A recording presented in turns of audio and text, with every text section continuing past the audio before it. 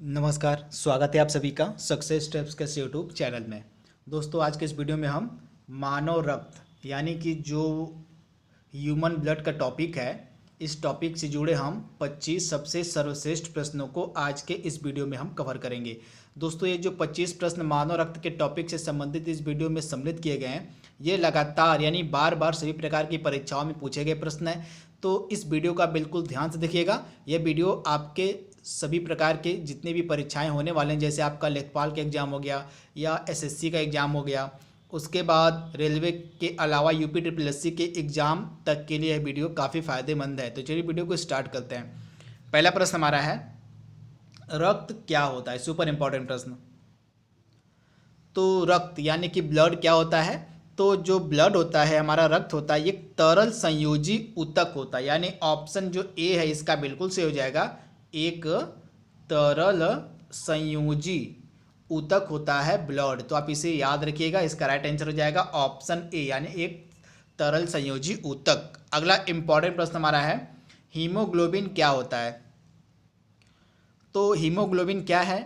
तो हीमोग्लोबिन होता है, इसका मेन काम क्या होता है? ये हमारे रक्त में पाया जाने वाला एक पदार्थ होता है तथा इसी की उपस्थिति के कारण हमारा जो ब्लड होता है, हमारा जो रक्त होता है, वह लाल रंग का होता है। तो आप इसे याद रखिएगा। तथा यह जो दिए गए ऑप्शन के अनुसार इसका जो सही आंसर हो जाएगा वो हो जाएगा ऑप्शन सी, यानी कि मानव रक्त में पाया जाने वाला एक पदार्थ होता है हीमोग्लोबिन, तथा इसी की उपस्थिति के कारण ही हमारा जो रक्त होता है, हमारा ब्लड होता है, वह लाल रंग का होता है। अगला सुपर इंपॉर्टेंट प्रश्न हमारा है, हीमोग्लोबिन के बारे में निम्नलिखित कथनों पर विचार कीजिए। सुपर इंपॉर्टेंट प्रश्न। तो हीमोग्लोबिन से संबंधित यहाँ पे 4 कथन दिए गए हैं, आपको सही कथनों का चयन करके सही उत्तर का भी आपको चयन करना है। तो यहाँ पे पहला कथन हमारा क्या कह रहा है हीमोग्लोबिन से संबंधित, कि यह रक्त में ऑक्सीजन का संचार करता है। तो हीमोग्लोबिन का क्या कार्य होता है? रक्त में ऑक्सीजन का संचार करना, आपको पता होगा। तो राइट आंसर इसका पहला हो जाएगा, सही है।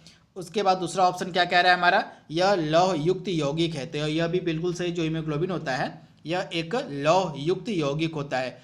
उसके बाद तीसरा ऑप्शन क्या कह रहा है हमारा, यह कुछ रोगों के प्रति प्रतिरक्षा प्रदान करता है। तो यह बिल्कुल गलत है, क्योंकि हीमोग्लोबिन का कार्य प्रतिरक्षा प्रदान करना नहीं होता है। इसके बाद अगला ऑप्शन हमारा है, यह रक्त को लाल रंग प्रदान करता है। तो इसके बारे में मैंने आपको बताया, जो हीमोग्लोबिन होता है हमारे रक्त को लाल रंग प्रदान करता है, यानी हमारे रक्त का जो लाल रंग होता है वह हीमोग्लोबिन के कारण होता है। तो इस तरह से पहला, दूसरा और चौथा जो ऑप्शन है हमारा बिल्कुल सही हो जाएगा। तो इसका राइट आंसर क्या हो जाएगा? ऑप्शन डी, यानी पहला, दूसरा और चौथा इसका बिल्कुल सही है। दोस्तों, मैं आपको बता दूं, जो हमारा मानव रक्त का टॉपिक है, अगर आपको इसके बारे में पूरा डिटेल्ड वीडियो चाहिए तो आप हमारे चैनल पे जाके सिंपली आप सर्च कीजिएगा मानव रक्त। तो इससे मानव रक्त के टॉपिक से संबंधित हमने 2 वीडियो अपलोड किए हुए हैं पूरे डिटेल के साथ, उन्हें आप देख लीजिएगा। वह आपके एग्जाम के लिए काफ़ी फायदेमंद टॉपिक, मतलब काफ़ी फायदेमंद वीडियो है, जो मानव रक्त का हमने डिटेल्ड वीडियो अपने चैनल पे अपलोड किया हुआ है, तो उसे भी आप देख सकते हैं। इसके बाद अगला इंपॉर्टेंट प्रश्न हमारा है, शरीर में हीमोग्लोबिन का क्या कार्य होता है? सुपर इंपॉर्टेंट ये भी प्रश्न है। तो हमारे शरीर में हीमोग्लोबिन का क्या कार्य होता है? तो ऑक्सीजन का परिवहन करना। तो आप इसे याद रखिएगा, ऑक्सीजन यानी O2 का परिवहन करना, यह मेन कार्य होता है शरीर में हीमोग्लोबिन का। अगला इंपॉर्टेंट हमारा है, रक्त में लाल रंग निम्न में से किसके कारण होता है? तो हमारे ब्लड यानी हमारे रक्त का जो लाल रंग होता है यह किसके कारण होता है? तो हीमोग्लोबिन के कारण हमारे रक्त का जो रंग होता है वह लाल दिखाई पड़ता है, यानी ऑप्शन जो इसका बी है हमारा बिल्कुल सही है। अगला इंपॉर्टेंट प्रश्न हमारा है, लाल रक्त कणिकाएं यानी आरबीसी का रंग क्या लाल किस कारण से होता है? तो हमारी जो लाल रक्त कणिकाएं होती हैं, हमारी जो आरबीसी होती हैं यानी रेड ब्लड सेल्स हमारी जो होती हैं, इनका जो रंग लाल होता है वह किस कारण से होता है? तो हीमोग्लोबिन के कारण, यानी ऑप्शन जो सी है इसका बिल्कुल सही है। अगला इंपॉर्टेंट प्रश्न हमारा है, मनुष्य का औसत रक्तचाप यानी कि ब्लड प्रेशर कितना होता है? तो एक मनुष्य का औसत रक्तचाप होता है 120/80। क्या होता है? तो 120/80, इसको लिखते हैं mmHg। तो इसे भी आप याद रखिएगा, 120/80 mmHg एक मनुष्य का औसत रक्तचाप होता है। तो आप इसे याद रखिएगा, इसका राइट आंसर हो जाएगा ऑप्शन डी। अगला सुपर इंपॉर्टेंट प्रश्न हमारा है, रक्तदाब मापने वाला यंत्र कौन सा है? इसमें से आपको बताना है कि जो रक्तदाब होता है, जो ब्लड प्रेशर होता है, किसके द्वारा मापा जाता है। तो हमारा जो रक्तदाब है उसको मापा जाता है स्फिग्मोमैनोमीटर के द्वारा, यानी ऑप्शन सी इसका बिल्कुल सही है। रक्तदाब मापने वाले यंत्र को हम कहते हैं स्फिग्मोमैनोमीटर। तो आप इसे याद रखिएगा, ऑप्शन सी इसका बिल्कुल सही है। अगला इंपॉर्टेंट प्रश्न हमारा है, किसी व्यक्ति का रक्तचाप 140 mmHg है मान लीजिए, तो इसमें Hg का मतलब आपसे पूछा जा रहा है क्या होता है। तो किसी व्यक्ति का रक्तचाप मान लीजिए 140 mmHg है, तो इसमें Hg का मतलब होगा मरकरी यानी कि पारा से, यानी ऑप्शन इसका बी बिल्कुल सही है। Hg का मतलब होता है मरकरी यानी पारा से।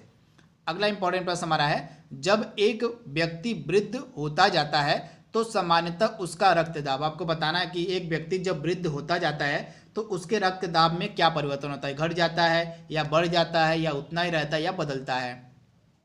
तो जब एक व्यक्ति वृद्ध होते जाता है तो उसका जो रक्तदाब होता है वह बढ़ जाता है। तो आप इसे याद रखिएगा, ऑप्शन इसका बी बिल्कुल सही है। जब एक व्यक्ति बूढ़ा होते जाता है तो उसका जो सामान्यतः रक्तदाब है वह बढ़ने लगता है। अगला प्रश्न हमारा है, हमारे शरीर में रक्त का दाब वायुमंडलीय दाब से कम होता है या वायुमंडलीय दाब से अधिक होता है या वायुमंडलीय दाब के बराबर होता है या उपयुक्त में से कोई नहीं।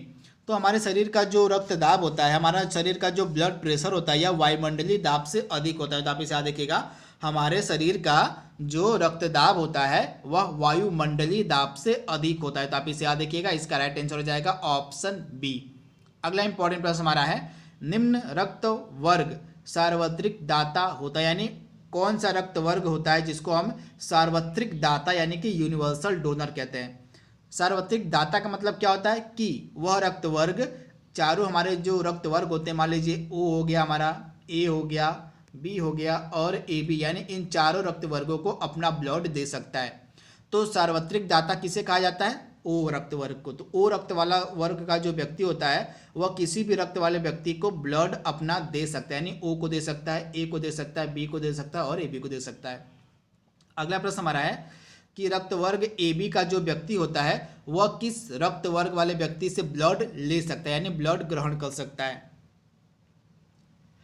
तो सबसे पहले आप याद रखिए, जो ओ रक्त वर्ग वाला व्यक्ति होता है इसको हम कहते हैं सार्वत्रिक ग्राही। क्या कहते हैं, इसको हम कहते हैं सार्वत्रिक ग्राही। सार्वत्रिक ग्राही का मतलब क्या हुआ कि यह किसी भी रक्त वर्ग वाले व्यक्ति से ब्लड ले सकता है, यानी ग्रहण कर सकता है। तो इसका राइट आंसर क्या हो जाएगा, कोई भी रक्त, यानी कोई भी रक्त वर्ग का व्यक्ति हो, मान लीजिए ओ रक्त वर्ग का है, ए रक्त वर्ग का है, बी रक्त वर्ग का या ए बी रक्त वर्ग का है, तो इन चारों रक्त वाले वर्ग वाले व्यक्ति से जो है यह ब्लड ले सकता है ए बी रक्त वर्ग वाला व्यक्ति। इस कारण से इसको हम कहते हैं सार्वत्रिक ग्राही। तो आप इसे याद रखिएगा, दोनों इंपॉर्टेंट प्रश्न है, दोनों लगातार एग्जाम में पूछे गए हैं।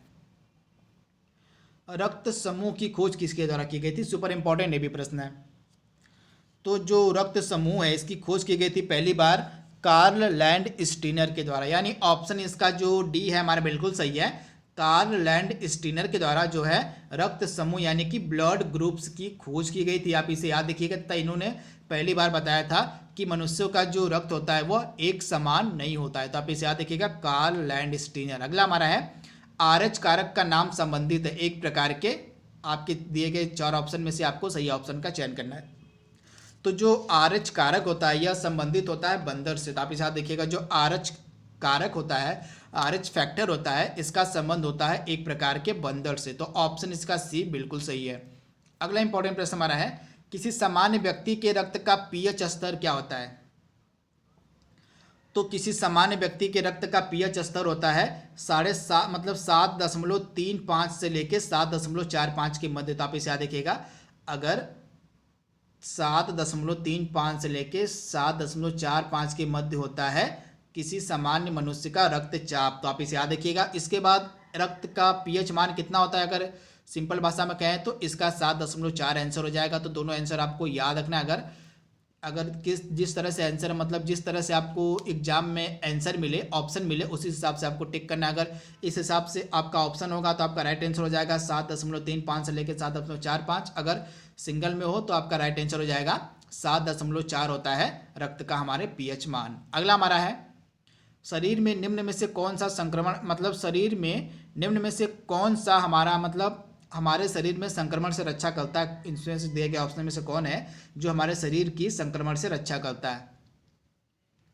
तो हमारी जो WBC होती है, हमारी जो वाइट ब्लड सेल्स होती हैं, हमारी जो श्वेत रक्त कणिकाएं होती हैं, ये संक्रमण से हमारे शरीर की रक्षा करती हैं। तो आप इसे याद रखिएगा, संक्रमण से हमारे शरीर को कौन बचाता है, तो WBC यानी कि वाइट ब्लड सेल्स यानी कि श्वेत रक्त कणिकाएं। तो ऑप्शन इसका बी बिल्कुल सही है। अगला इंपॉर्टेंट प्रश्न हमारा है, रुधिर के प्लाज्मा में निम्नलिखित में से किसके द्वारा एंटीबॉडी निर्मित होती है।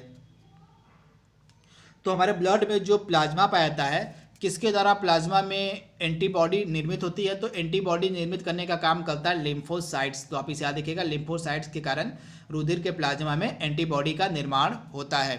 अगला इंपॉर्टेंट प्रश्न हमारा है, रुधिर में श्वेत रक्त कणिकाएं जिनको हम कहते हैं RBC की अत्यधिक मात्रा में उपस्थिति को रोग विज्ञान की भाषा में क्या कहते हैं। यानी हमारे शरीर, RBC का मतलब यहाँ पे WBC होगा, यानी यहाँ पे श्वेत रक्त कणिकाओं का मतलब होगा WBC यानी कि वाइट ब्लड सेल्स। तो मान लीजिए अगर हमारे शरीर में WBC यानी श्वेत रक्त कणिकाओं की जो मात्रा है आवश्यकता से अधिक बढ़ जाती है, तो हमारे शरीर में कौन सा रोग हो जाता है, तो उसको हम कहते हैं ल्यूकेमिया। आप इसे याद रखिए कि ल्यूकेमिया जो होता है एक प्रकार का रक्त कैंसर होता है। क्या होता है, तो ल्यूकेमिया जो होता है एक प्रकार का रक्त कैंसर होता है। मान लीजिए हमारे शरीर में जब WBC यानी कि श्वेत रक्त कणिकाओं की जो मात्रा है आवश्यकता से अधिक बढ़ जाती है, तो हमारे शरीर में एक प्रकार का रक्त कैंसर हो जाता है जिसको हम कहते हैं ल्यूकेमिया। तो आप इसे याद रखिएगा। अगला इंपॉर्टेंट हमारा है, लाल रक्त कणिकाओं का निर्माण कहाँ होता है। तो लाल रक्त कणिकाओं का यानी कि RBC का निर्माण होता है हमारे अस्थि मज्जा में यानी कि हमारे बोन मैरो में। तो ऑप्शन इसका ए है बिल्कुल सही। अगला इंपॉर्टेंट प्रश्न हमारा है, RBC का कब्रगाह किसको कहते हैं।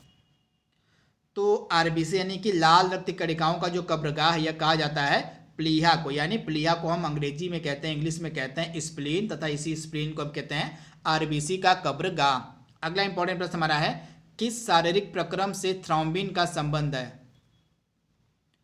तो मैं आपको बता दूं, थ्रोम्बिन से संबंधित जो जानकारी मैंने अपने डिटेल्ड वीडियो में दिया हुआ है, पूरे अच्छे से मैंने थ्रोम्बिन के बारे में समझाया हुआ है कि थ्रोम्बिन का जो रोल है वह ब्लड क्लॉटिंग यानी कि रक्त का थक्का जमाने में किस प्रकार से है। तो अगर आपने मेरा डिटेल्ड वीडियो मानव रक्त का नहीं देखा तो उसे आप जरूर देख लीजिएगा, उसमें आपको इसके बारे में पूरी जानकारी मिल जाएगी थ्रोम्बिन के बारे में। तो थ्रोम्बिन का संबंध किससे होता है, तो रक्त जमाव यानी कि ब्लड क्लॉटिंग यानी कि रक्त का थक्का जमाने में थ्रोम्बिन का बहुत बड़ा योगदान होता है। अगला इंपॉर्टेंट प्रश्न हमारा है, प्लाज्मा में जल का प्रतिशत कितना होता है, यानी हमारे शरीर में जो प्लाज्मा होता है उसमें कितने प्रतिशत जल पाया जाता है। तो प्लाज्मा में जल का प्रतिशत होता है 90। तो आप इसे याद रखिएगा, प्लाज्मा में कुल 90% जल पाया जाता है। आज का लास्ट प्रश्न हमारा है, RBC यानी कि लाल रक्त कणिकाओं का जीवन काल पूछा जा रहा है कितना होता है। तो लाल रक्त कणिकाओं का जीवन काल होता है 120 दिन, लगभग 120 दिन लाल रक्त कणिकाओं का जीवन काल होता है। तो आप इसे याद रखिएगा।